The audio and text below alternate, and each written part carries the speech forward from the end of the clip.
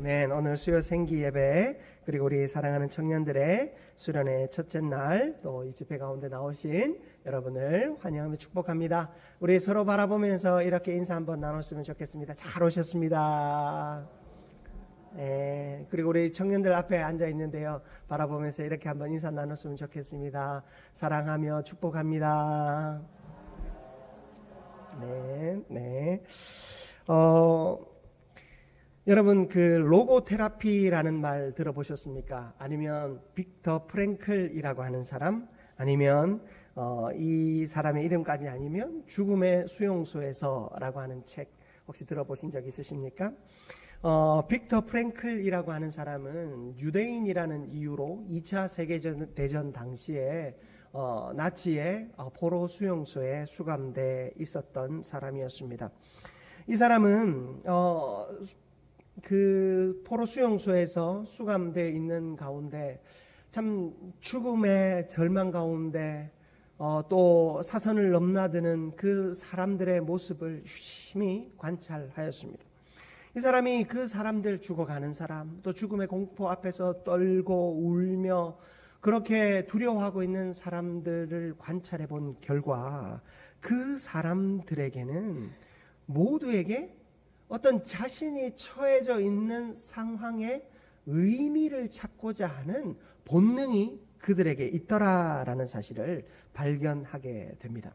사람이 극한의 고통의 상황에 처하게 되면 그 고통의 의미를 발견하고자 한다라는 것이죠. 그래서 의미를 찾으려 하는 의지, 사람에게는 의미를 찾으려 하는 의지가 있다라는 전제를 가지고 이 사람이 포로 수용소에서 이제 2차 세계대전이 끝난 후에 풀려나서 자신의 그 학문을 정립하게 됩니다. 그래서 이 사람이 이 상담 치료의 기법을 바로 이 로고 테라피라는 것을 세우게 되는데 우리말로 의미 치료라고 하는 상담 기법을 이렇게 만들게 됩니다. 이 사람의 이 발견 속에서 우리는 믿음의 자리도 동일하다라는 것을 깨닫게 됩니다. 우리는 힘들고 어려운 상황 속에서 그곳에서 의미를 찾습니다. 어떤 의미를 찾습니까? 하나님께서 나를 이곳에 보낸 이유와 목적을 찾기를 원한다는 것이죠. 하나님이 나를 이 시대에 이곳에 보낸 이유, 하나님이 우리 엄마 아빠의 자녀로 나를 보낸 이유, 하나님이 이 성내동 지역에 이 대한민국에 나를 살게 하신 이유, 그 이유를 발견하는 것. 여러분 그 속에서 사실은 우리의 인생의 길이 결정되고 그 발견 속에서 하나님의 역사가 우리의 걸음을 통하여 이루어진다라는 사실. 우리가 그러한 삶의 의미와 또 하나님의 목적과 계획을 발견함으로 우리의 인생이 지금보다 더 가치 있는, 아니 정말 가치 있는 우리의 인생을 새롭게 발견하게 되는 은혜가 있기를 주님의 이름으로 축복합니다. 오늘 우리는 이 다니엘이라고 하는 사람의 이야기를 함께 살펴보고자 합니다. 여러분 제가 청년부 수련회 주제로 정한 것이 결심을 현실로 만드는 사람 다니엘이라는 주제입니다. 그 가운데 첫 번째 말씀이 뜻을 정하라라는 제목으로 청년들과 함께 말씀을 나누고자 하는데요. 여러분 이 다니엘이라고 하는 사람은 어린 시절에 나라가 망했습니다. 바벨론이라고 하는 나라가 이 유다를 완전히 함락함으로 그 유다에 있던 젊은이들을 다 데리고 바벨론으로 갔어요. 다니엘과 그 세 친구들도 그 바벨론으로 끌려갔던 사람들 중에 하나였습니다. 천만다행인 것은 이 바벨론 왕이 추구하였던 포로 정책이 뭐냐면 자신이 정복한 나라의 인재들을 잘 키워서 등용하는 것입니다. 어떤 나라들은 우민화 정책을 펼치죠. 우리나라에 우리를 식민 지배하였던 일본 역시 어떻게 하면 우리 백성들을 바보로 만들 것인가? 우미나 정책을 펼쳐서 사람들이 바보가 되어야 이 반기를, 제국의 반기를 들지 않는다 생각하였던 것 아니겠습니까? 그러면 중국에도 아주 많은 소수민족들이 있습니다. 소수민족 사역을 하는 선교사님들의 가장 큰 그 사역의 방향성 중에 하나가 그 소수민족들을 깨우는 것입니다. 중국이 소수민족들을 지배하는 방법으로 선택한 것이 뭐냐면 그들에게 공부를 시키지 않고 바보로 만드는 것입니다. 소수민족들이 무식해야 이 한족을 향해서 대항하지 않고 중국의 이 체제에 반항하지 않는다라고 생각합니다. 그들을 바보로 만들기 위해서 제일 먼저 끊어내어야 할 것이 뭐냐면 종교였어요. 여러분, 종교를 가지면 사람들이 깨어납니다. 일단 기본적으로 의식이 깨어납니다.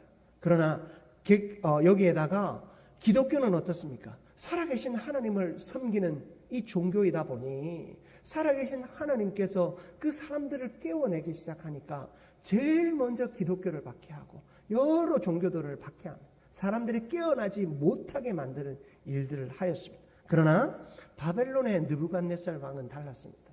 이 사람은 정복한 곳에 그 지역의 사람들을 데려와서 똑똑하고 잘난 사람이면 더 잘 가르쳐서 바벨론의 문화와 지식과 그 학문을 가르쳐서 이 많은 정복 지역들에 파송해서 그 사람들로 말미암아 그 정복지를 잘 다스리도록 하는 것. 인재 등용의 정책을 그들이 펼쳤기 때문에 다니엘과 세 친구들도 그곳에서 살아남을 수 있었던 것입니다. 이 다니엘과 세 친구는 그런 상황 속에서 자라납니다. 어쩌면 사회적으로 불안하고 혼란스러운 상황에 있었습니다. 그러나 이들은 학문을 익히고 지식을 쌓는데 게으르지 않았습니다. 자신의 상황과 환경이 핑계거리가 되지 않았다라는 것입니다. 여러분, 누구나 똑같은 상황과 환경을 만납니다. 여러분, 나라가 어렵다고 하면 다 어려운 겁니다. 누군가가 살기가 빡빡하다고 하면 대체로 다 살기가 빡빡합니다. 어떤 사람은 이 상황과 환경, 빡빡하고 어렵고 힘든 상황에서 어떤 사람은 그걸 핑계거리로 삼고 우리 대한민국은 글렀어, 현 시대는 글렀어 하며 더 이상 앞으로 나아가지 않습니다. 그러나 어떤 사람들은 이 형편과 이 처지가 계기가 되는 사람이 있습니다. 다니엘과 세 친구들에게는 포로로 잡혀온 이 상황, 나라가 망해버린 이 상황이 핑계거리가 되어지지 않고 자신이 앞으로 나아가야 할 계기가 되었던 것입니다. 그는 학문을 익히는데, 지식을 쌓는데 게으르게 하지 않았습니다. 자신에게 주어진 배움의 자리에서 최선을 다했습니다. 하나님은 이러한 다니엘과 세 친구를 사용하신 것입니다. 우연하게 다니엘과 세 친구가 우연하게 그냥 하나님의 눈에 띄어서 되어진 것이 아닙니다. 여러분, 하나님은 하나님이 허락하신 상황 속에서 그 상황을, 그 환경을 핑계거리로 삼지 않고 계기로 삼는 사람을 사용하는 줄 믿으시기 바랍니다. 하나님은 그런 사람을 사용하셔서 하나님의 놀라운 역사를 이루셨습니다. 여러분, 요즘에 아마 젊은 친구들은 카네기의 책들은 한 번쯤 표지라도 봤을 겁니다. 읽어봤을 텐데, 이 철광한 왕 카네기의 유명한 일화들이 많습니다. 그 가운데 그 카네기가 아주 소중하게 간직하고 있는 그림이 하나 있어요. 그 그림을 보면 바닷가의 모래 위에 배 한 척이 비스듬히 세워져 있습니다. 그런데 이 그림의 밑에는 뭐라고 써 있냐면 밀물의 때가 오리라 라고 써져 있어요. 여러분, 그 그림만 보면 이 배가 사막 가운데 있는지 어디에 있는지, 물이 없는 곳에 있는 것을 보며 이 배는 쓸모없는 것 같아 보입니다. 그러나 썰물 때문에 물이 다 빠져나간 곳에 배가 비스듬히 서 있는 거예요. 그런데 이 카네기는요, 철광한 카네기는 이 그림을 자신의 집무실에 걸어놓고 늘 바라보면서 무엇을 생각한 줄 아십니까? 그래, 밀물 때를 기다리면서 내가 준비하리라.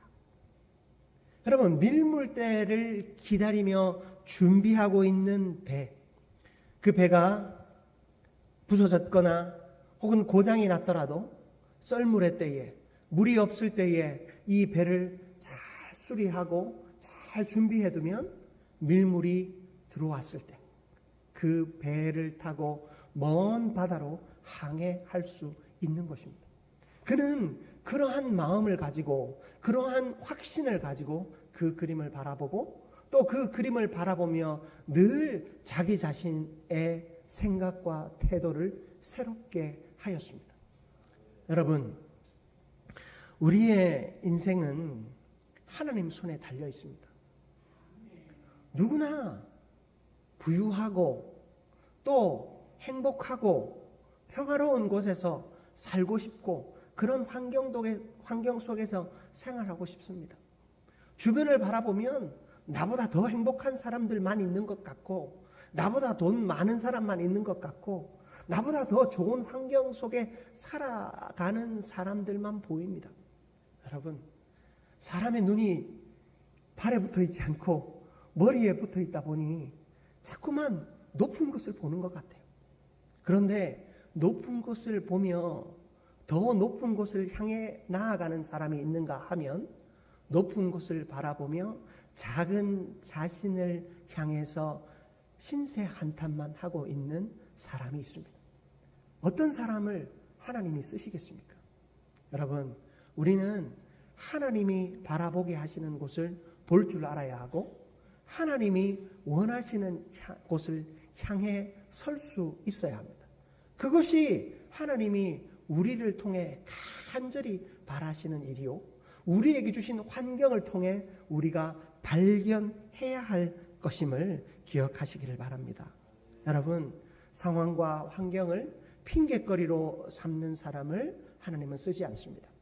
자신의 상황과 환경을 계기로 삼는 사람을 하나님은 사용하십니다. 하나님은 이스라엘 백성들의 간절한 부르짖음을 애굽에서 들으셨습니다. 하나님은 그들의 간절한 부르짖음 앞에서 외면하지 않으셨어요. 하나님은 그 이야기를 들으시고 그 기도를 들으시고 모세라고 하는 사람을 준비시키셨습니다. 유대인의 가정에서 태어난 그 아들이 태어나면 다 죽이라고 하는 그 왕의 명령 속에서 겨우 살아남은 아들이었습니다. 그 사람이 애굽의 왕실에서 40년 동안 눈칫밥 먹어가면서 왕궁의 무술과 왕궁의 학문과 지식과 지혜를 배웠습니다. 여러분, 유대인의 모습은 분명히 차이가 납니다. 이 애굽 사람들과는 피부색도 다르고 얼굴 생김새도 다릅니다. 유대인 여러분들 보셨죠? 유대인은 기본적으로 코가 큽니다. 유대인의 모습은 정확하게 어디서 봐도 이 사람은 유대인이구나 표가 나요. 그러니 독일 나치가 유대인들을 잡아 죽일 때 유대인만 쏙쏙 빼서 잘 잡아 죽인 것도 얼굴에 너무 표가 나는 사람들이기 때문에, 그 유대인으로서 이미 죽었어야 할 아들이 왕궁에 들어와 있는 겁니다. 40년 동안 왕궁에서 그 온갖 수모를 다 당하며 눈칫밥 먹어가며 훈련했습니다. 모세의 그 40년의 삶에 대해 성경은 기록하고 있지는 않지만, 저는 모세가 그곳에서 얼마나 최선을 다했을지 눈에 선합니다. 그는 최선을 다해 그 40년을 보냈습니다. 그리고 젖을 먹이던 어머니와 누이에 의해서 자신의 유대인임을, 자신의 정체성을 분명히 길러가고 있었습니다. 자신의 백성들을 괴롭히는 애굽의 십장을 몰래 쳐 죽입니다. 자신이 생각한 방법 중에는 가장 좋은 방법이라 생각했을 것입니다. 그러나 그 사실을 모두가 보고 있었습니다. 아무도 보지 않는 것 같았지만 모두가 보고 있었습니다. 급박한 상황 속에서 이 모세는 자신이 살인을 저질렀다는 사실이 들키는 것이 두려웠습니다. 광야로 도망칩니다. 그 광야에서 하나님은 또 40년 동안 연단하십니다. 한 사람을 80년 동안 훈련시키신 후에야 그 사람을 애굽으로 보내셨습니다. 애굽에 하나님의 기도의 응답을 기다리던 이스라엘 백성들은 하나님이 응답하시지 않는 것 같았지만 하나님은 80년 동안 이 사람을 보내기 위해서 준비하셨고 그 준비한 사람을 이스라엘 사람들에게 보내주셨어요. 그리고 그를 통하여서 이 온 이스라엘 백성들을 애굽에서 끌어내었습니다. 하나님께서는 그 이스라엘 백성들을 10하루면 갈 수 있는 가나안 땅으로 그들이 들어갈 모든 초소를 예비해 두셨습니다. 그런데 그 입구에서 12명의 정탐꾼 중에 10명의 정탐꾼이 어떤 대답을 합니까? 야, 저기 가보니 사람들은 거인이고 저기서 나오는 작물들은 어마어마하게 크다. 너무나도 풍족하다. 그런데 우리는 저들에게 비하면 메뚜기 떼에 불과하다. 우리가 저기 가면 저들에게 다 밟혀 죽을 것이다 생각합니다.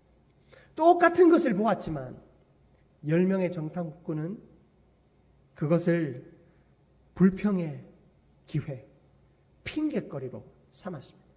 그러나 2명의 정탐꾼 여호수아와 갈렙은 달랐습니다. 그들이 먹는 것을 보니 하나님께서 우리에게 이 젖과 꿀이 흐르는 땅을 예비해 두셨구나. 하나님의 놀라운 계획과 섭리와 하나님의 준비하심이 바로 저기에 있구나. 그들은 깨달았습니다. 그것을 보고 핑계거리로 삼지 않고 하나님의 역사의 계기로 그들은 삼았던 것입니다. 그러나 사람들은 어떤 말에 귀를 기울였습니까? 10명의 정탐꾼의 말에 귀를 기울입니다. 그리고 그 10명의 정탐꾼의 말에 마음과 생각과 모든 것을 빼앗깁니다. 그리고 그들은 광야에서 40년 동안 유리방황하며 끊임없이 핑계하다 죽어갑니다. 똑같은 것을 보아도 누군가는 핑계거리로 삼고 똑같은 것을 보아도 누군가는 계기로 삼습니다. 하나님은 계기로 삼는 그들을 사용하셔서 가나안 땅을 정복하게 하시고 하나님의 놀라운 역사가 그 가나안 땅에서 이루어지게 하셨습니다. 사랑하는 성도 여러분, 그리고 사랑하는 청년 여러분, 우리의 상황과 환경은 녹록지 않습니다. 나보다 더 다 잘난 것 같고 나보다 더 잘 사는 것 같습니다. 나만, 이런 표현 써서 죄송합니다. 나만 재수 없는 사람인 것 같습니다. 그러나 여러분, 하나님은 우리에게 주신 환경은 사실은 똑같습니다. 거기서 하나님의 뜻을 발견하느냐 아니냐, 그리고 그곳에서 내가 내 처지와 상황을 피관하고 있느냐, 아니면 그 속에서 내가 나에게 주어진 일을 성실히 감당하는가, 내가 성실히 준비하느냐, 여기에 여러분의 인생의 성패가 달려있음을 기억하시길 바랍니다. 가나안 땅을 얻고 싶으면 계기로 삼아야. 지금 내가 포로로 끌려가 있으면 거기서 여러분이 뭐 할 수 있습니까? 내가 포로로 끌려가 있는데 여러분이 뭐 할 수 있습니까? 여러분이 할 수 있는 것은 포로인 너희들에게 주는 음식과 너희들에게 가르치는 학문과 이것을 먹고 배워야 되는 거죠. 다니엘은 세 친구들 그곳에서 하나님의 뜻을 발견하기 위하여, 하나님의 역사를 이루어 가기 위하여 그곳에서 준비되었습니다. 그리고 그 다니엘은 그 준비의 과정에서 한 가지 결단을 합니다. 어떤 결단을 합니까? 왕이 주는 음식을 먹지 않겠다라고 결단합니다. 그 왕이 가르치는 학문은 열심히 배우고 책은 열심히 읽겠다는 거예요. 하지만 그 왕이 주는 음식은 먹지 않겠다라고 말합니다. 그 왕이 주는 음식은 이방신에게 제사했던 음식입니다. 이방신에게 바쳐졌던 음식이라 그는 먹지 않겠다 말합니다. 고기는 다 바쳐졌던 것이므로 고기는 먹지 않습니다. 먹는 것은 채소밖에 없습니다. 그런데 그 바벨론 사람들의 정서 속에서는 고기를 먹지 않으면 사람이 살이 찌지 않고 고기를 먹지 않으면 사람 몸에 윤기가 흐르지 않는다고 생각을 한 거예요.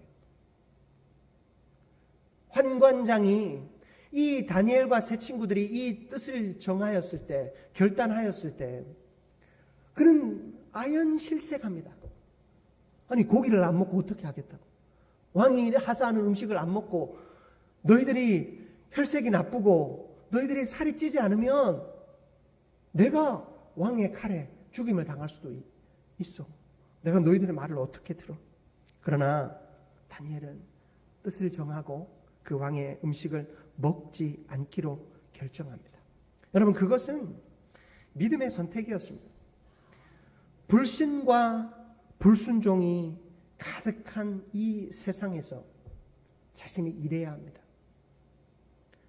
다니엘과 세 친구가 공부하고 준비해서 파송되어져야 할 곳은 이 불신과 불순종이 가득한 세상이었습니다.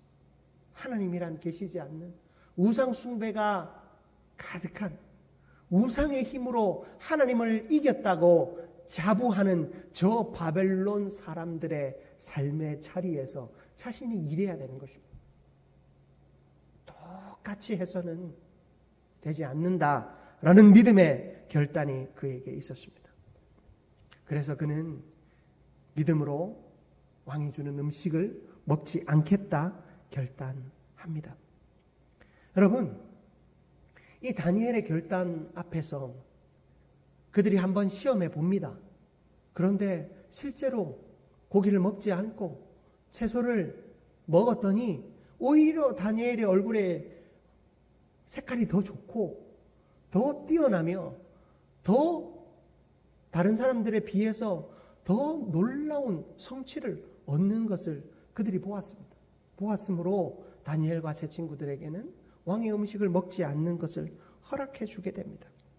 여러분, 믿음의 결단 속에서 하나님은 하나님의 방법으로 응답하십니다. 내가 믿음의 결단을 할 때, 이 세상 속에서 세상과 같지 않고자 노력할 때 하나님은 하나님의 방법으로 대답하십니다. 여러분, 믿음이라고 하는 것은 우리가 처한 현실을 하나님의 뜻 가운데 해석하는 것입니다. 그 현실 속에서 하나님의 뜻을 이룰 수 있도록 스스로를 격려하고 끊임없이 자극하는 것, 여러분, 이것이 믿음입니다. 여러분이 속한 현실에 옳고 그름의 문제를 잘 분별할 수 있으십니까? 여러분이 어제 하신 결단, 그리고 어제 하신 선택에 대해서 내가 잘했다라는 확신이 있으십니까? 여러분이 신앙생활 하시면서 지금까지 많은 시간들을 겪어 오셨잖아요. 또 많은 주의 일들을 해 오셨잖아요. 그 시간들 속에서 그때 내가 했던 선택이 과연 옳았는가 의문이 들 때 있지 않습니까? 지금 당장 내가 무언가를 결정해야 하고 또 결정하고 나서도 하나님 앞에서 과연 내가 옳은 결정을 한 것이 맞나? 아니면 내가 옳은 결정을 할 수 있을까? 여러분, 두려운 때가 있지 않습니까? 여러분, 솔직히 말씀드리면 저 역시도 많은 판단과 결정들을 하지만 그 속에서 확신이 없을 때가 참 많습니다. 그러면 우리는 이 세상에서 어떻게 살아가야 하는가? 우리가 결정하고 판단하고 또 결단해야 할 이 모든 순간에서 우리는 하나님의 뜻을 발견하기 위한 노력을 해야 된다는 거예요. 여러분, 하나님의 뜻이 어디 있는지 지금 당장은 알 수 없습니다. 여러분이 결정해놓고 이것이 하나님의 뜻이구나 하기가 참 어렵습니다. 어제는 이게 하나님의 뜻인 줄 알고 결정했는데 나중에 보니까 하나님의 뜻이 아니었구나 하는 일을 사실은 너무나도 많이 만납니다. 우리 청년들은 그런 경험들이 적겠지만 우리 어르신들은 아마 그 평생의 신앙생활 속에서 내가 정말 믿음이라고 생각하고 믿음의 결정이라고 해왔던 그 결정들이 그게 아니었구나 하는 그 후회의 순간들을 많이 만납니다. 그러나 여러분, 내가 어떤 결정들을 잘 해나가서 내가 믿음 있는 사람이 아니라 내가 처해져 있는 이 상황 속에서 하나님의 뜻이 무엇인지, 하나님의 계획이 무엇인지, 하나님이 말씀하시는 것이 무엇인지 찾는 것이 믿음인 것입니다. 내가 실패했을 때 실패에 대하여 하나님이 무엇이라 말씀하시는지, 내가 오해했을 때 오해에 대하여 하나님이 무엇이라 말씀하시는지, 내가 믿음의 결정이라고 했는데 믿음의 결정이면 성공해야 되는데 실패했으면 그 실패 앞에서 하나님은 나에게 무엇라 말씀하시는지. 여러분, 신앙생활은 옳고 그름을 판단하는 것이 신앙생활이 아니에요.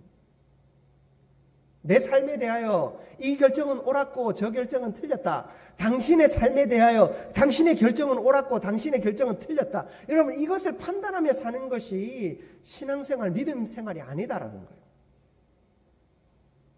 여러분의 오늘, 여러분의 삶의 그 자리에서 하나님이 지금 무엇라 말씀하고 계신지, 내가 이곳에서 하나님을 발견하고 있는지, 이곳에서 내가 끊임없이 성령 안에서 행하기를 스스로를 향해 격려하고 자극하고 있는 이 모습 속에서 여러분, 우리는 자연스럽게 성장해 가는 것입니다.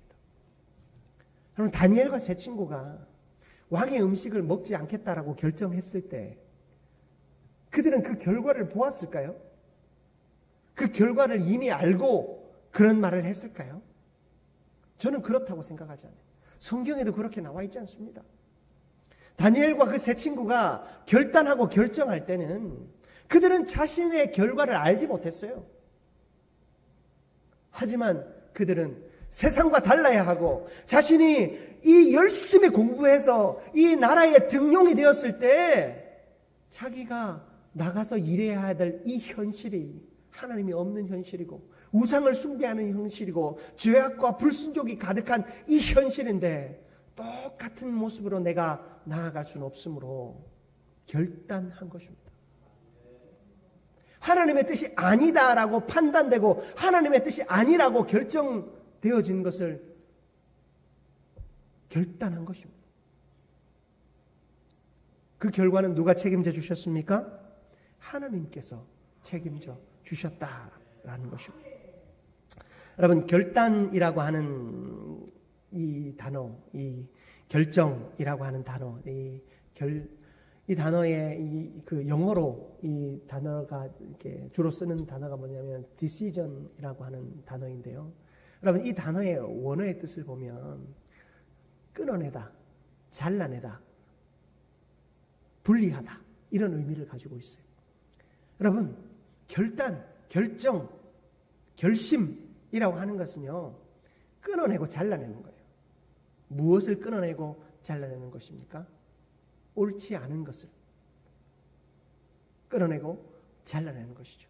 하나님 안에서 다니엘과 그 세 친구가 했던 결심은 무엇입니까? 잘라버리는 것입니다. 세상의 유혹을 잘라버리는 것입니다. 죄악의 근원을 잘라버리는 것입니다. 두려움의 문제를 잘라버리는 것이고 의심의 문제를 잘라버리는 것입니다. 여러분, 그 결정과 결단을 통해서 다니엘과 세 친구라고 하는 위대한 사람이 하나님 앞에 나타나게 된 것입니다. 예수님께서는 산상수훈에서 아주 과격한 말씀을 하고 계세요. 마태복음 5장 29절에서 30절 말씀인데요. 제가 한번 봉독해 드릴게요. 만일 내 오른 눈이 너로 실족하게 하거든 빼어내 버리라. 내 백체 중 하나가 없어지고 온몸이 지옥에 던져지지 않는 것이 유익하며, 또한 만일 내 오른손이 너로 실족하게 하거든 찍어내버리라. 네 백체 중 하나가 없어지고 온몸이 지옥에 던져지지 않는 것이 유익하니라. 아멘. 무시무시하죠. 내 오른 눈이 실족하게 하거든 빼버리라는 겁니다. 네 몸에 이 육체 가운데 기관 하나 없어지더라도 네 온몸이 지옥에 떨어지는 것보단 나을 것이다 말씀합니다. 네 오른손이 너를 실족하게 하거든 잘라버리라 라고 이야기합니다. 네 백체 중에 하나가 없어지고 온몸이 지옥에 던져지는 것보다 낫다 라고 이야기하고 계십니다. 여러분, 결단이라고 하는 것은 이렇게 단호해야 합니다. 다니엘은 자신이 살아야 할 그 삶의 자리를 너무나도 잘 알고 있었습니다. 공부하고 훈련하고 열심히 연단해서 세상에 자기가 나아갔을 때 그곳에서 살아가야 할 자신의 형편을, 자신들의 인생을 너무나도 잘 알았습니다. 그래서 그는 자기가 할 수 있는 최선의 것을 잘라내었습니다. 그 결단이 그를 변화의 자리로 인도했습니다. 여러분, 아론 렐스톤이라고 하는 산악가가 있었어요. 여러분, 127시간이라고 하는 영화가 한 10여 년, 한 2010년 그 정도에 이제 개봉됐던 영화가 있고 또 책도 그 어간에 나왔었는데요. 127시간이라고 하는 책의 주인공이에요. 이 사람이 아론 렐스톤이라고 하는 이 사람이 이제 겨울에 혼자 이제 산행을 한 거예요. 그러다가 바위 하나를 탁 밟았는데 그 바위가 탁 무너지면서 같이 협곡으로 굴러 떨어졌어요. 그리고 정신을 차려 보니까 자신의 오른팔이 그 자기가 밟았던 바위에 깔려 있는 거예요. 여러분, 127시간 딱 감이 오죠. 이 사람은 127시간 동안 그 손을 빼지 못한 채 거기에 옴짝달싹 못하고 걸려 있었어요. 온갖 노력을 다 해봤습니다.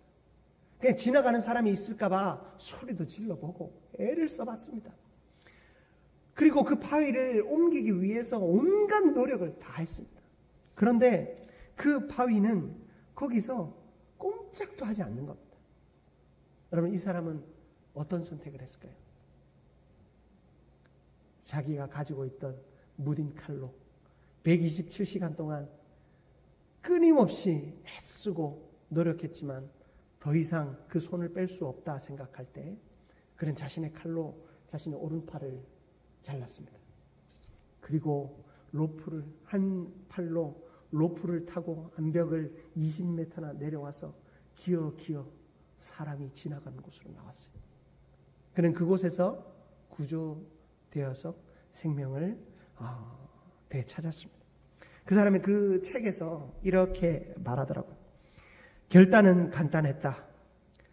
그 팔을 가지고 얼어 죽을 것인가? 아니면 팔 하나 버리고 살 것인가? 나는 살기로 결단했다. 내 팔 하나가 내 목숨값이다. 이보다 더 값진 희생이 어디 있겠는가? 여러분, 이 사람은 자신의 팔을 포기했습니다. 자신의 목숨을 지키기 위해서 127시간 동안 사투를 벌였지만 그는 그 추운 겨울 저체온증과 탈수증과 그 허기짐 가운데에서 더 이상 버틸 수 없다라고 생각하고 그 팔을 끊어내었습니다. 사람들이 물었습니다. 팔을 잃은 것이 아깝지 않습니까? 산악가로서 그 팔을 잃는다는 것이 모든 것을 잃는 것인데 아깝지 않습니까? 그는 그렇게 말합니다. 나는 이 손을 잃은 것이 아닙니다. 나는 내 생명을 되찾은 것입니다. 여러분, 이 사람이 또 이 책에 이런 문장이 있더라고요. 이 바위는 내 평생 동안 나를 기다리고 있었던 것 같습니다. 그는 자신이 밟았고 무너졌고 그 밟아 무너진 것이 자신의 팔을 짓누를 때 그 바위에 대하여 어떤 생각을 한 줄 아십니까? 이 바위는 나를 위해서 예비된 것이구나. 이 바위는 나를 만나기 위해 평생을 기다렸구나. 이 사람은 그 바위에 질린 팔을 끊어내고 자신의 목숨을 건진 이후에 큰 깨달음을 얻었습니다. 아, 내가 이 절망과 고통의 순간에서 한 이 결단이 나의 생명을 살렸다. 내 삶의 자리에서 내가 분명한 결단을 해야 할 때는 단호하고 또 확실한 결단을 해야겠구나 하는 사실을 그는 깨달았습니다. 그리고 이 모든 것이 하나님의 뜻임을 그는 깨달았습니다. 여러분, 우리는 우리의 삶 속에서 하나님의 뜻을 발견할 줄 알아야 합니다. 하나님의 뜻을 발견한 사람은 하나님의 뜻을 이루어가는 일을 계속해서 감당할 수 있습니다. 그러나 하나님의 뜻을 발견하지 못한 사람은 늘 방황하며 자신의 삶을 향해 한탄하고 고통스러워하며 두려워하는 삶을 살 수밖에 없습니다. 여러분, 하나님의 눈으로 하나님의 세상을 보기 위해서는 하나님의 눈이 아닌 것을 잘라내는 결단이 필요합니다. 여러분, 다니엘은 하나님 앞에서 이러한 결단을 통해서 순전하고 순수한 믿음으로 무장하게 되었습니다. 우리의 삶의 자리에 하나님이 원하시는 것이 무엇인지 오늘 이 시간 살펴보시기 바랍니다. 내가 지금 좋은 선택을 했는지, 잘 선택했는지, 혹은 지금 나쁜 결정을 하고 있는지, 여러분, 그것은 중요한 것이 아닙니다. 그 판단은요, 어제가 다르고 오늘이 다르고 내일이 다릅니다. 어제는 옳았지만 오늘은 틀릴 수 있고, 어제는 틀렸지만 오늘은 옳을 수 있는 것이 인간의 삶입니다. 그 옳고 그름을 판단하기 위해서 시간 낭비하지 마십시오. 과연 내가 옳은 일을 했나? 옳게 결정했나? 옳은 결정을 할 수 있을 것인가? 여러분, 이런 일로 시간 낭비하지 마십시오. 내가 해야 할 일은 옳고 그른가 판단하는 것이 아니라 지금 하나님의 뜻이 아닌 것은 잘라내고 지금 하나님이 기뻐하시지 않는 것을 끊어내는 그 하나의 결단, 그 한순간이 우리의 삶을 변화시키고 우리가 도착해야 할 그 종착지를 변화시킵니다. 사랑하는 청년 여러분, 여러분의 삶이 저는 후회 없기를 바랍니다. 여러분의 삶이 후회 없는 인생이 되기를 바랍니다. 나이가 많이 들어서 그때 그럴걸. 제일 많이 하는 게 뭐예요? 나 중고등학생 때 공부 열심히 해가지고 좋은 대학 갈걸, 서울대 갈걸, 그때 엄마 아빠 보내준다고 할 때 엄마 아빠 빚이라도 내게 해서 내가 유학이라도 좀 다녀올걸. 여러분, 그 생각해봐야 그때가 옳았는가 틀렸는가 그거 판단해봐야 여러분은 한 걸음도 앞으로도 뒤로도 나갈 수 없습니다. 지금 여러분이 자신의 자리에서 하나님이 기뻐하시지 않는 것이 무엇인지 살펴보고 그것을 결단해야 하는 것입니다. 결단은 여러분 그저 마음만 먹는 것이 아니고요, 잘라내는 것입니다. 결단은 행동하는 것입니다. 결심이 현실이 되는 인생 살기 위해서는 여러분 가장 하나님의 뜻과 먼 것 하나씩 끊어내십시오. 내 삶의 습관, 내 생각의 나쁜 모습들, 내 말의 약한 부분들 하나하나 고쳐가 보십시오. 그러면 여러분은 다니엘보다 더 놀라운 하나님의 역사를 이루게 될 것입니다. 그리고 사랑하는 우리 교우 여러분들도 아직 늦지 않았습니다. 여러분은 아직도 많은 결정을 하며 살지 않습니까? 여러분에게 얼마나 많은 결정이 주어집니까? 여러분, 그 결정 앞에서 여러분은 결단해야 합니다. 결심해야 합니다. 하나님이 기뻐하시지 않는 것을 정리하고 끊어내는 것. 내 나쁜 습관, 내 나쁜 말버릇, 내 나쁜 행동, 내 나쁜 안목. 여러분 그러한 것들을 하나하나 결단하여 끌어내다 보면 여러분은 어느 순간 하나님이 기뻐하시는 자리에 와 있습니다. 여러분 오늘 우리가 서로 약속 좀 하십시다. 옳고 그름을 내가 판단하느라 시간 낭비하지 않겠습니다. 여러분 약속하십시다 제발. 여러분 옳고 그름을 판단해봐야 우리는 한 걸음도 나아갈 수 없습니다. 나에 대해서도 마찬가지고 남에 대해서도 마찬가지입니다. 우리가 해야 할 것은 내가 하나님 앞에 쓰임받기 위하여 나를 하나님이 쓰시고자 하시는데 내가 오늘 결단하는 것. 다니엘과 세 친구들이 겨우 할 수 있었던 것은 먹는 겁니다. 먹는 거 결단했어요. 먹는 거. 근데 그 결단으로 말미암아 다니엘과 그 세 친구들은 하나님이 가장 존귀하게 쓰시는 사람이 되었다라는 사실.